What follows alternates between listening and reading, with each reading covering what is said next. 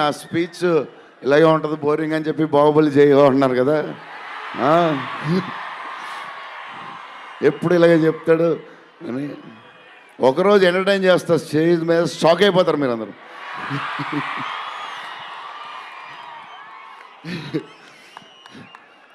Okay, ఈ సినిమాకి hero Vishwaprasad గారు.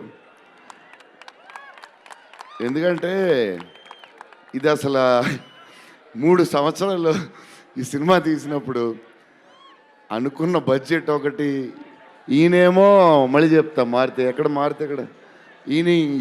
ఆయన సరే తర్వాత చెప్తా. ఈయన ఏదో చేస్తారు, ఏదో రాస్తారు. ఈయన అసలు విశ్వ గారు 3 సంవత్సరాలు మేం భయపడ్డాం, కానీ ఈయన అసలు భయపడ్డా. ఏంటి సార్ ఆ ధైర్యం? ఏం తిన్నారు సార్ మీరు చిన్నప్పుడు? మీరు, మీ వైఫ్, మీ ఫ్యామిలీ ఏం తిన్నారు సార్? కొంచెం మాకు కూడా చెప్తే.